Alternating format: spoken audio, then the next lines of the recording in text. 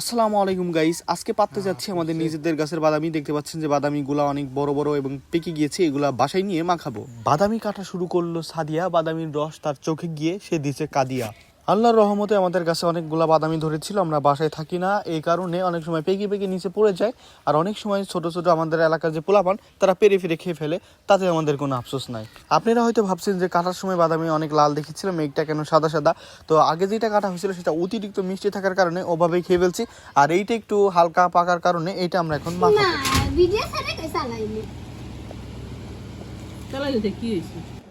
এখান থেকে নিতে হবে মরিচ এবং এই যে আমাদের কাসুন, এটা দিয়ে মাখাইলে অনেক স্বাদ হবে। জানি তো আমরা গ্রামে থাকি, অনেক সময় আমরা বাদামি আমলকি অনেক অনেক ফল আছে যেগুলো আমরা মাখায় মাখায় খাই। এগুলো আসলে সবসময় সব কিছু দেখানো সম্ভব হয় না। অনেক সময় লোকজন আসে, এবার হঠাৎ করে শখ করে পলায় পলায় ভিডিও করতেছে, লজ্জা করে যে আম্মা কি বলবে, ভাগ্নি মামা বাবা এরা কি বলবে, এই জন্য লজ্জা করে ভিডিও করি না। পলায় পলায় যেটুকু করার ওইটুকু করি।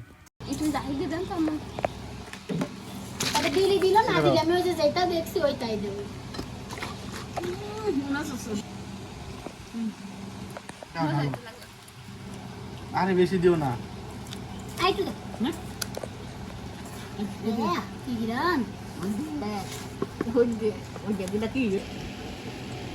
কিরে ওরে দাও, ওরে দে আগে, আগে ওরে দে। কেমনে তাকাই দিস? হ্যাঁ ওই খা।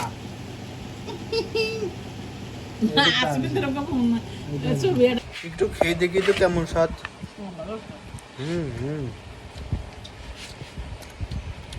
মজা লাগতেছে। টাকলুট দে।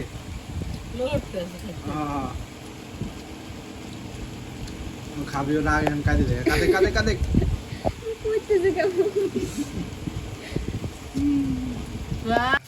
আজকে মিলাদ ছিল পাশের বাসায়, তো আমরা যাই না, এই জন্য আমাদের পাঠিয়ে দিয়েছে। আগে শসা খেয়ে দেখি দেখি তো কেমন স্বাদ লাগে।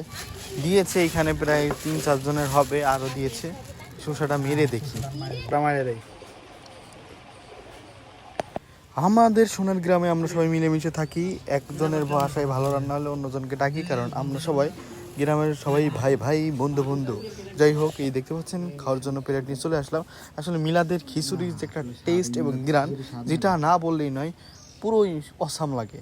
এই যে প্লেট নিয়ে বসে গিয়েছে, আমার খাওয়া শেষ দেখতে পাচ্ছেন। আর আপনারা যা বাবার ভাবেন তাতে কোনো সমস্যা নেই, কারণ আমার গ্রামে থাকি। মিলাদ পাইলেই আনন্দটা ভাই একটা ঈদ ঈদ মনে হয়। খাওয়া না খাওয়ার এটা কোনো বিষয় নেই, সবার সাথে দেখা হয়, কিন্তু দুঃখের বিষয় আমি আজকে যেতে পারি নাই।